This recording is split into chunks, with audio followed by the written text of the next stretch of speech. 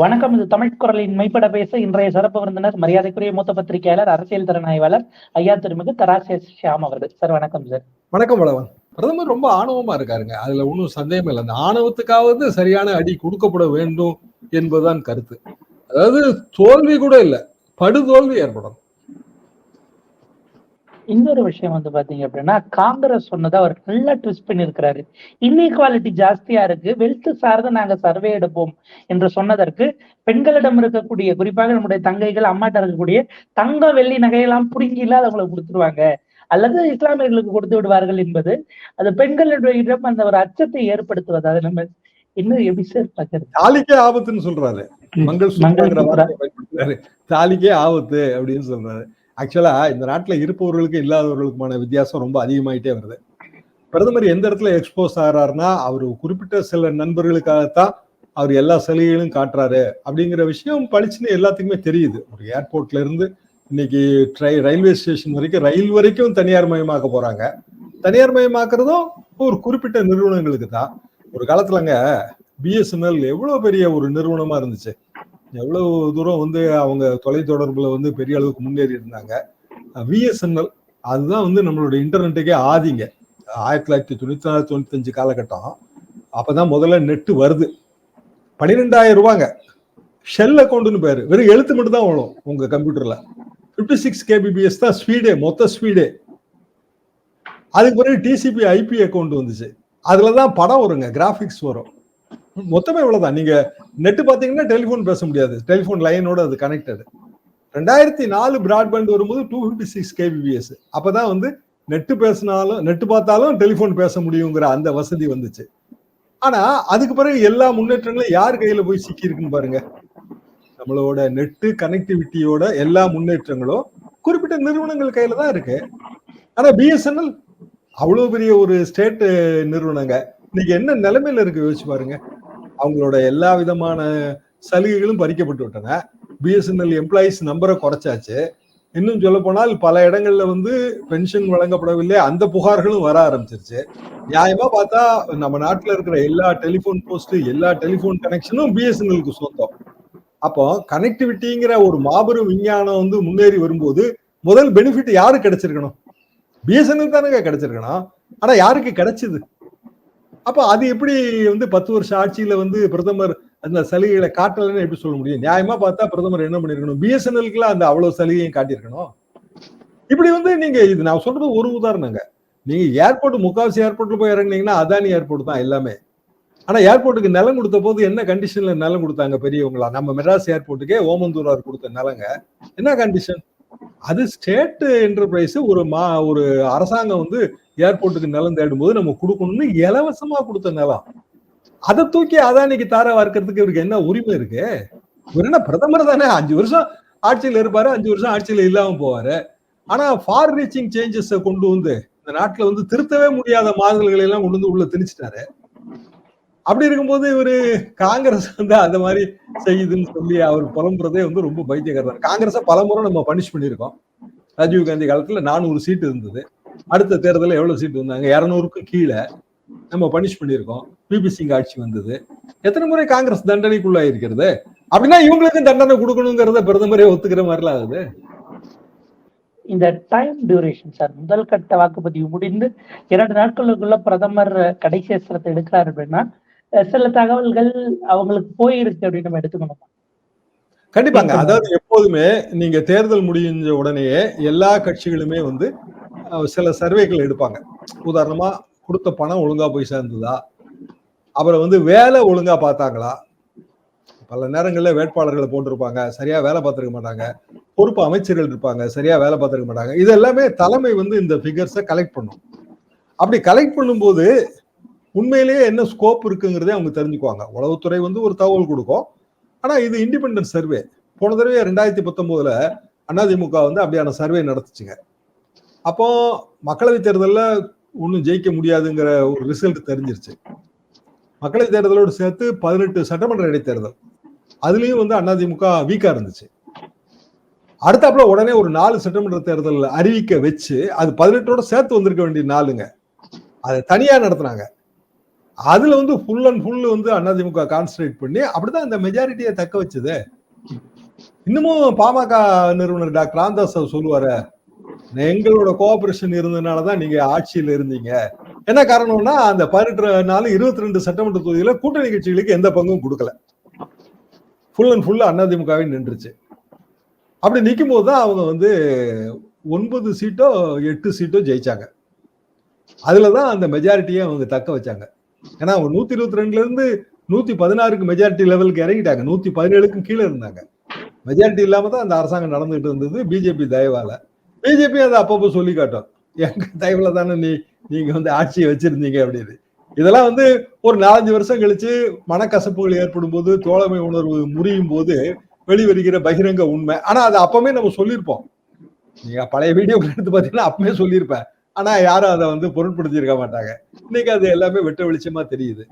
அப்போ இதே சர்வேயை வந்து பிஜேபி எடுத்திருக்கல, முதல் கட்ட தேர்தல் முடிஞ்ச உடனே எடுத்திருக்கோம். அதுல மினிமம் எஸ்டிமேட்டுங்கிறது 30ங்க. இன்னும் குறைவா இருந்திருக்கும் அவங்களுக்கு.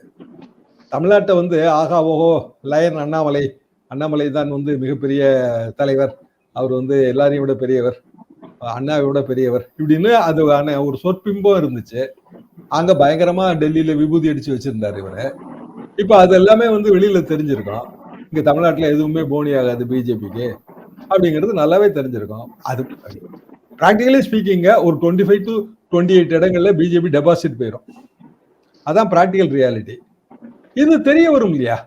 அது எப்படி வந்து அவங்க ஒரு ஒப்பீனியன் போல், ஒரு எக்ஸிட் போல் மாதிரி ஒரு சர்வே எடுக்காம இருப்பாங்க? எல்லா கட்சியும் எடுக்கும். 7 கட்ட தேர்தலுக்குமே எடுக்கும்.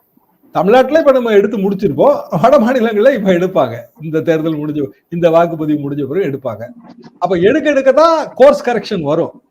அது எடுக்கலைன்னாலும் கஷ்டம். 7 கட்ட தேர்தல் நடக்கும்போது இப்படி எடுக்கலைன்னா கோர்ஸ் கரெக்ஷன் பண்ண முடியாது. அப்ப எடுத்த உடனே இந்த ரிசல்ட் வந்திருக்குங்க பிஜேபிக்கு. அதாவது 100 சொச்சம் தொகுதியிலையும் 102 தொகுதியிலையும் 15-20 கூட தேராதுங்கிற முடிவுக்கும் அவங்க வந்திருப்பாங்க. அப்போ அடுத்த கட்ட தேர்தல்ல அதை ஈடுகட்டுறதுக்காக என்ன செய்யலாம் அப்படின்னா ராஜஸ்தான் அந்த காலத்திலேயே வந்து என்னோட அந்த 80s நான் பத்திரிகைலாம் இருக்கும்போது சதிமாதா ரூப் கன்வர்னு ஒரு கேர்ள் வந்து தற்கொலை பண்ணிக்கிட்டாங்க. 18 வயசு உடன்கட்ட ஏத்தப்பட்டாள்ங்கிறது தான் அதுல பெரிய பிரச்சனை. அதை அஸ்தியெல்லாம் எடுத்துட்டு ஊர்வலமா போய் சதிமாதான்னு சொன்னது பிஜேபி தான். அப்பவுமே பெரிய எதிர்ப்பு நகர்ப்புறங்கள்ல இருந்துச்சு. சோ ராஜஸ்தான்ல இந்த உணர்வை தூண்டலாம், மத்திய பிரதேசத்துல தூண்டலாங்கிறது அவங்களுக்கு எண்ணமா இருக்கும்.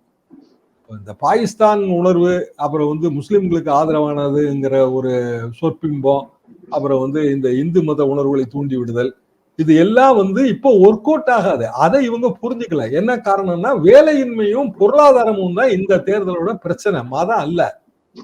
பாகிஸ்தான் ஒடிஞ்சு போய் கிடக்காங்க. அவங்க எங்க படையெடுத்து வர்றதுக்கு வாய்ப்பே இல்லை ராஜா, வாய்ப்பே இல்லை. அப்போ இயல்பாகவே வந்து பிரதமர் மோடி அவரோட கோர்ஸ் கரெக்ஷனாக இந்த 80க்கும் மேற்பட்ட தொகுதிகள்ல நடக்கிற செகண்ட் பேஸ் தேர்தல்ல இதை ஆயுதமா எடுத்திருக்காரு. நீங்க தேர்ட் பேஸ் பாருங்க, இன்னும் பயங்கரமான ஆயுதங்கள்லாம் எடுப்பாரு. பழைய படம் வந்துங்க சக்கரவர்த்தி திருமகன் ஒண்ணு உண்டு. அது எம்ஜிஆரும் NS கிருஷ்ணனும் ஒரு போட்டி பாட்டு டேப் அடிச்சு பாடுவாங்க. உலகத்திலேயே பயங்கரமான ஆயுதம் எதுன்னு எம்ஜிஆர் ஒரு கேள்வி கேட்பாரு. அதுக்கு NS கிருஷ்ணனால பதில் சொல்ல முடியாது. அவர் பல இதெல்லாம் சொல்லுவாரு, கத்தி ஈட்டி எல்லாம் சொல்லுவாரு. அதெல்லாம் இல்ல, உலகத்திலேயே பயங்கரமான ஆயுதம் எதுன்னா நயவஞ்சகர்களின் நாக்கு தான் அப்படிம்பாரு. நயவஞ்சகர்களின் நாக்கு. உண்மையிலேயே அதுதான் உலகத்தின் பயங்கரமான ஆயுதம். அதை நம்ம இந்த தேர்தல்ல தொடர்ந்து பார்த்துட்டு வரோம். நம்முடைய பிரதமர் அவர்கள் ஒரு தீவிர ஹிந்து மகாசபா அல்லது இந்துத்துவவாதியாக நேற்றைக்கு பிரச்சாரத்துல உருவெடுத்திருக்கிறார் ராஜஸ்தான்ல. அவர் பேசியிருக்கக்கூடிய விஷயங்கள் எல்லாம் இதற்கு முன்னால் பிரதமராக இருந்தவர்கள் அந்த மாண்பை காக்கக்கூடிய இடத்துல இருந்தவங்க பேசுவாங்களா நமக்கு தெரியல. இந்த நாட்டினுடைய வளங்களை எல்லாம் எடுத்துக்கொண்டு போய் இஸ்லாமியர்களுக்கு கொடுப்பதற்காக காங்கிரஸ் ஆட்சிக்கு வர துடிக்கிறதுங்கிற மாதிரியான ஒரு சார்ஜ், எல்லாத்தையும் அஸ்திரத்தையும் பயன்படுத்திட்டு கடைசியில எதுவுமே செட் ஆகலன்னு வழக்கமான ஹிந்து வர்சஸ் முஸ்லிம் போலரைசேஷனுக்கு வந்துட்டாங்களா? இந்த கருத்தை எப்படி பாக்குறீங்க? கரெக்ட். அதாவது இதுதான் கடைசி அஸ்திரம், கடைசி ஆயுதம். பிரதமர் இதுக்கு முந்தி இப்படி பல முறை பேசியிருக்கிறாரு. ஆனா இந்த முறை பேசியது ரொம்ப அதிகப்படியாக தெரிகிறது.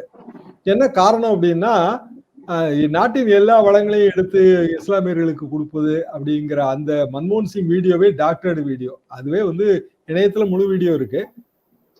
இதை வந்து வெட்டி ஒட்டி அவர் நிறைய பேசியிருக்கிறாரு. இந்த நாட்டின் வளங்கள் எல்லாத்துக்கும் பொதுவானதா இருக்கணும், அதுல வந்து ஒடுக்கப்பட்டோர், பிற்படுத்தப்பட்டோர், இப்படியே பேசி மைனாரிட்டியும் சேர்த்திருக்கிறாரு. இவங்க அதெல்லாத்தையும் ரிமூவ் பண்ணிட்டு வெறும் மைனாரிட்டியை மட்டும் வச்சு அந்த வீடியோ வந்து இணையத்துல சுற்றுக்கு விட்டுருக்கிறாங்க. அதையே வந்து பிரதமரும் எடுத்து பேசியிருக்கிறார். அதாவது ஒரு பொய் வீடியோவை முதல்ல இவங்களே பரப்ப வேண்டியது, அந்த பொய் வீடியோவை ஆதாரமா வச்சு பிரதமர் மாதிரியான உயர்ந்த பதவியில் இருக்கிறவங்க இப்படி பேசுறாங்க. இது அழகல்ல. 1, அவமானம். 2, பச்சை பொய். 3. இவர் இந்த விஷயம், அதாவது இதுக்கு முன்னாடி பேசியிருந்தா 2014 அவங்க கவனத்துக்கு ஆப்வியஸா வந்திருக்கும், அவங்க அப்பயே பயன்படுத்தி இருப்பாங்க. பட் 10 வருஷம் நீங்க ஆட்சியில இருந்துட்டு இப்ப பேசுறீங்க அப்படின்னா உங்களுடைய ராமர் கோவிலோ அல்லது 370 அல்லது மக்கள் நலத்திட்டங்களோ எடுபடல்னு பார்க்கணும். 2006 பேசின மேட்டருங்க இது. இன்னைய தேதிக்கு 18 வருஷம் ஆச்சு பேசி. நடுவுல 2009 அத்வானி பிரைம் மினிஸ்டர் கேம்பெயின், அதுலயும் வந்து யாரும் இதை பத்தி பேசல. அப்கோர்ஸ் வந்து UPA 2 தான் ஜெயிச்சு வந்தது. 2014 மோடி கவர்மெண்ட், அப்பவும் இதை பற்றி பேசல. 2024 இவ்வளவு காலகட்டத்திலையும் பேசல. இப்ப வந்து அவர்களுக்கான அந்த ஒரு பயம் அப்பட்டமா தெரியுது. ராமர் கோயில் மிகப்பெரிய அளவுக்கு ஓட்டு வங்கியை பெற்று தரும்னு நினைச்சாங்க. இப்படி உத்தரப்பிரதேசத்திலே அடி வாங்குது பாஜக. உத்தரப்பிரதேசத்துல ரஜபுத்திர ஓட்டு வங்கி அது பெரிய அளவுக்கு ஹெல்ப் பண்ணுங்கிறது பிஜேபியோட கணக்கு. அந்த இடத்துல அது ஃபெயிலியர்னு ஆயிடுது. ராமர் நெற்றியில சூரிய திலகம் வச்சது பெரிய அளவுக்கு எடுபடும் நினைச்சாங்க, அதுவும் வந்து எடுபடலை. அப்படியான ஒரு சூழ்நிலையில் இந்த அஸ்திரத்தை பயன்படுத்துறாங்க. அதாவது அதிகப்படியான குழந்தைகள் பெற்றுக்கொள்ளணும்னா, பிரதமரே வந்து அவர் வீட்டுல 6வது புள்ளியோ 7வது புள்ளியோ, எங்க தலைமுறையில வந்து 5 குழந்தைகள் 6 குழந்தைகள்லாம் எல்லா குடும்பங்களும் இருந்ததுங்க. எப்போ குடும்ப கட்டுப்பாடு இதெல்லாம் வந்து தீவிரமா உணர தொடங்கணும்? 60களுக்கு பிறகு, இன்னும் சொல்ல போனாலும் 67க்கு பிறகுதான். நானே எங்க அப்பா அம்மாவுக்கு 3வது குழந்தை தான். எங்க முன்னாடி இதெல்லாம் 7, 12 இதெல்லாம் கூட நீங்க சர்வசகஜமா பார்க்கலாம். ஆக இதுல வந்து மதம் முக்கியம் இல்ல. பல நேரங்கள்ல நமக்கு குடும்ப கட்டுப்பாடு பற்றிய பெரிய சிந்தனைகள் இல்லாம இருந்தது. அப்புறம் போக போக அந்த சிந்தனைகள் வந்துருச்சு. இன்னைக்கு இஸ்லாமிய குடும்பங்களையும் ரொம்ப குறைந்த குழந்தைகளை நம்ம பார்க்கதான் செய்யறோம். அப்படி இருக்கும்போது இந்த மாதிரி பேசுறதே தப்பு. இதுக்கு முந்தைய உத்தரப்பிரதேசம் முதல்வர் வந்து அப்பா ஜான்கள் அப்படின்னு பேசினாரு. அப்பா ஜான்கிற வார்த்தை வந்து அவங்க இஸ்லாமியர்கள் மரியாதைக்காக விழிக்கிற ஒரு சொல்லு. அப்போ அப்பா ஜான்கள்னு குறி வச்சு பேசினாரு. அப்பவுமே ரொம்ப கண்டனம் எழுந்தது. இப்ப பிரதமரே அப்படி இந்த அளவுக்கு தரமட்டத்துக்கு இறங்கி பேசுறாரு. Hate speech.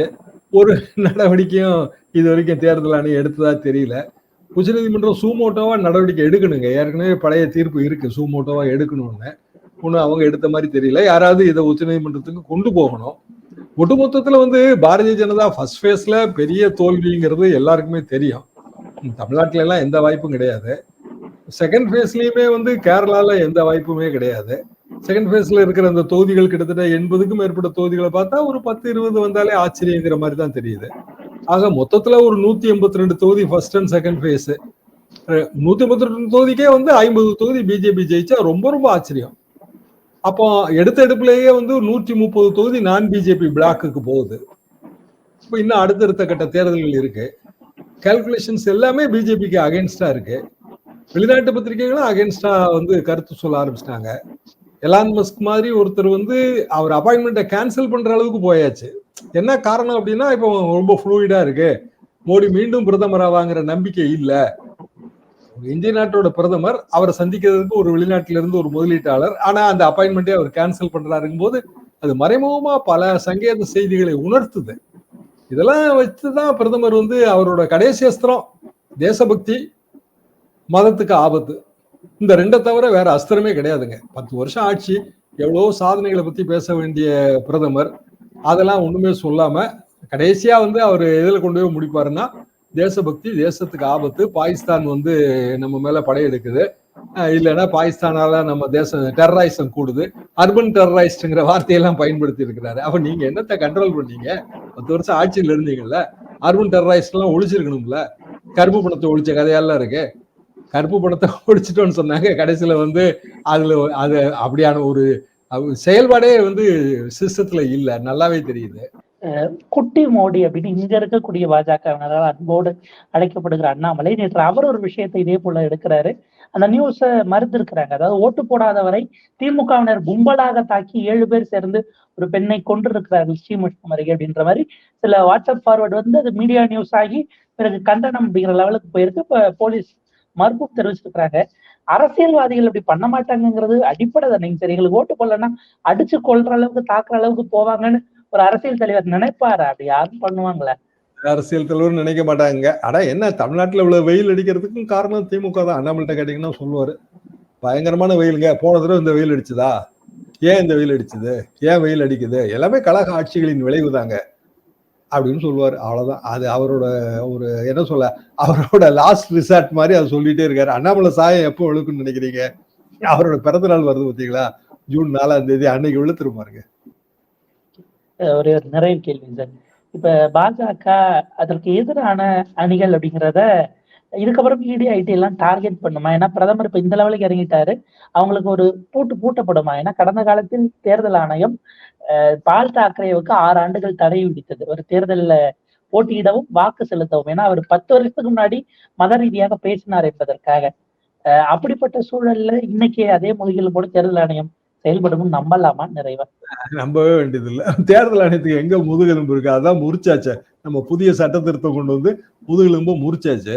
இன்னைய தேதிக்கு எல்லா தேர்தல் ஆணையர்களும் பிரதமர் மோடியோட அவர்களோட அருளாசி பெற்றவங்க தானே தேர்தல் ஆணையர்களா இருக்காங்க. அவங்க எங்க நடவடிக்கை எடுத்துட்டு போறாங்க? 2019 தியான குகையில லாஸ்ட் பேஸ்ல மோடி உட்கார்ந்து இருந்தாரு, அதை எல்லாரும் ஒளிபரப்புனாங்க, நடவடிக்கை எடுத்தாங்களா? தேர்தல் ஆணையம் இந்த நாட்டின் சுதந்திரமான அமைப்புன்னு சொல்றதே அவமானம். அது சுதந்திரமான அமைப்பா இல்ல. சிம்பிள் ரீசன் என்னன்னா, அதோட பெஸ்ட் ஃபார்முலா, அப்பாயிண்டிங் பெஸ்ட் ஃபார்முலாங்கிறது சுப்ரீம் கோர்ட் வச்சதுதான். ஒரு காலத்துல எல்லா தேர்தல் ஆணையர்களையும் கவர்மெண்ட் தான் நியமிச்சிட்டு இருந்தது. பெரிய சாஸ்திரி, சேஷன் அப்போ முதல் 3 மெம்பர் பாடி வரும்போது சேஷன் அப்போ தனியா இருந்தாரு, அப்புறம் 3 மெம்பரா மாறிச்சு இல்லைங்களா?